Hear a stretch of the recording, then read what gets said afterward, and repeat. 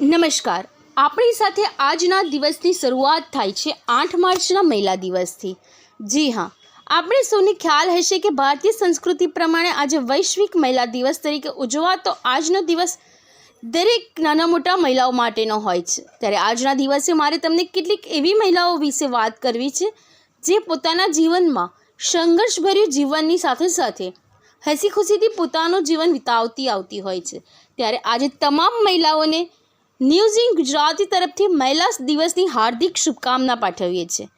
કહેવાય છે કે સ્ત્રી એટલે મેઘધનુષમાંનો એક રંગ, સ્ત્રી એટલે આથમતા સૂરજની લાલાશ, સ્ત્રી એટલે ઉગતા સૂરજનું કિરણ, સ્ત્રી એટલે પાનખર ઋતુની એવી વૈભવતા. ત્યારે સાહેબ શ્રી એટલે રંગમંચ પર વગર વિતલ પોતાની ભૂમિકા નિભાવતું કુદરતનું એક અદ્ભુત સર્જન કહેવાતું હોય છે. ત્યારે આજે હું તો ત્યાં સુધી કહું છું કે 365 દિવસ અને 24/7માં એવી કઈ ક્ષણ છે કે ઘરના સભ્યો મહિલા વિના ચલાવી શકે.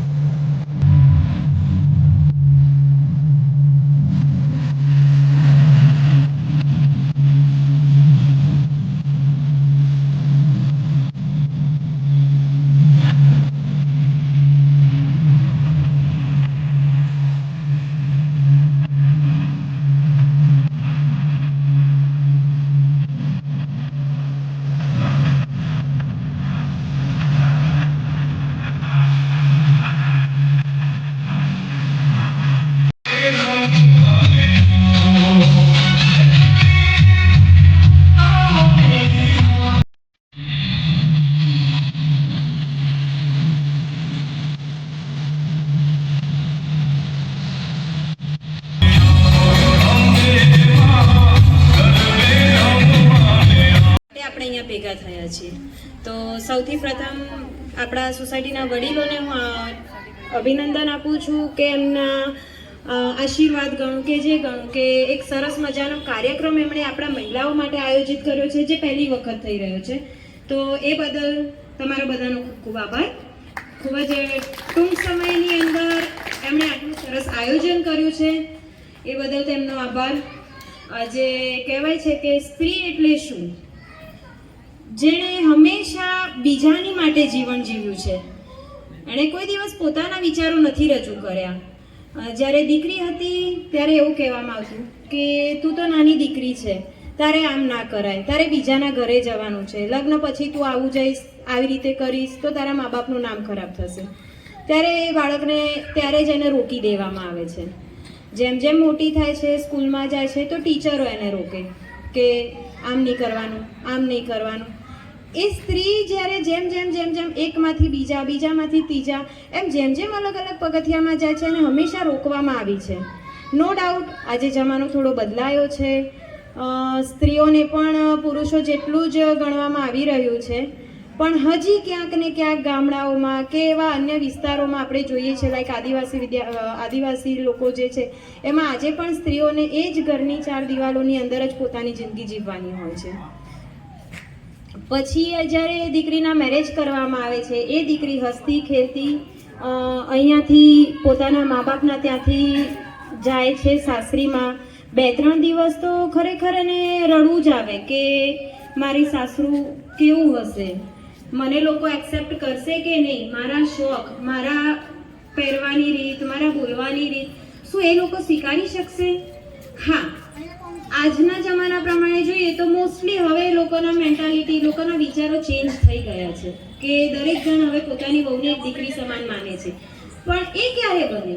જ્યારે દીકરી પોતાની સાસુને માં માને છે ત્યારે. આજે મને ગર્વ છે કે હું એવા પરિવારની અંદર આવી છું જ્યાં મને મારી માં સમાન મારા સાસુ મળ્યા છે, મારા પિતા સમાન મારા સસરા, અને હા, એક દોસ્ત સમાન મારા હસબન્ડ મળ્યા છે. જ્યારે હું આજે લગભગ મારી ઉંમર એ વખતે 18 વર્ષની હતી જ્યારે હું મેરેજ કરીને અહીંયા આવી. મારા પોતાની અંદર એટલી કેપેબલ હું પોતે નથી કે હું શું કરીશ, હું કઈ રીતે આ બધું સંભાળી શકીશ. પણ એ બંનેના સાથ સહકારના, હસબન્ડના સાથ સહકારથી આજે હું ભણી, ઓબ્વિયસલી 12th પાસ કરીને મારા મેરેજ થયા છે. તો બાકીનું બધું જ સ્ટડી મેં અહીંયાથી કર્યું છે. સોસાયટીમાં ઘણા બધા જાણતા જ હશે કે કેટલા સ્ટ્રગલથી મમ્મી પપ્પા જીવ્યા છે, અને એ પછી આજે હું અહીંયા છું. તો ખરેખર ખૂબ ખૂબ આભાર મમ્મીનો, પપ્પાનો અને રોનકનો, અને પ્લસ સોસાયટીના દરેક એ વડીલોનો જેમણે આટલો સાથ સહકાર પોતાની પત્ની, પોતાની દીકરી, પોતાની મા માટે આપ્યો છે. સૌને હેપી મહિલા દિવસ. Thank you. શું નામ છે તમારું? જે રીતના સોસાયટીના સભ્યો દ્વારા વુમન ડે ઉજવાયો છે, કેટલા ખુશ છો? અને સોસાયટીમાં બીજા બધા પરિવારના મહિલાઓ કેટલી ખુશ, અને આયોજનથી કેટલો આભાર માનો છો સોસાયટી? મારું નામ નીલમ સુનિલકુમાર ચૌધરી છે. અમારો આકૃતિ સોસાયટી નહીં પણ એક આખો અમારો પરિવાર છે. તો કોઈ હોય પ્રસંગ તો બધા હળીમળીને જ કરતા હોય છે. એના જે વુમન આંતરરાષ્ટ્રીય દિવસ જે ઉજવાયો એમાં દિલીપ કાકાનો બહુ મોટો ભાગ છે. તો હું આ સર્વે જણોને આંતરરાષ્ટ્રીય મહિલા દિવસની ખૂબ ખૂબ શુભકામનાઓ. શું નામ છે તમારું? કઈ સોસાયટી છે? અને આજે વુમન્સ ડે નું આયોજન કઈ રીતે કરવાનું તમને મનમાં વિચાર આવ્યો? શું આયોજન હતું? મારું નામ દિલીપસિંહ સિસોદિયા છે. અમારી આકૃતિ સોસાયટી જે ગુજરાતી સિરિયલ ગોકુલધામ, એ ગોકુલધામ જે રીતે કાર્યક્રમો કરે છે એ જ રીતે અમે બી અવારનવાર કાર્યક્રમો યોજીએ છીએ. આજે 8 માર્ચ વિશ્વ મહિલા દિન તરીકે ઉજવાતો હોય, અને આખા વિશ્વમાં જ્યારે નારી સન્માન થતું હોય, તો અમને પણ અમારા આગેવાનો અને સોસાયટીના પરિવારોને આવી એક વિચાર આવ્યો કે આપણે નારી સન્માન કરીએ. એટલે અમે અમારી સોસાયટીમાં દરેક મહિલાઓને બોલાવી અને એમને સન્માન આપવા માટે એ કાર્યક્રમ કર્યો છે. એમાં અમારા વડીલ માતાઓ જે 70+ છે એમના સાથે અમે કેક કાપી. પહેલા અમે આદ્યશક્તિ આરાધનાની આરતી કરી. આરતી કર્યા પછી અમે કેક કાપી અને મહિલાઓ એકબીજાને સંબોધન કર્યું, શુભેચ્છાઓ પાઠવી, અને હવે અમે ગરબા કરીશું. અને ગરબા કર્યા પછી નાસ્તાનું આયોજન કર્યું છે. તો નાસ્તાનું આયોજન પૂરું કર્યા પછી અમારો કાર્યક્રમ પૂર્ણ કરીશું.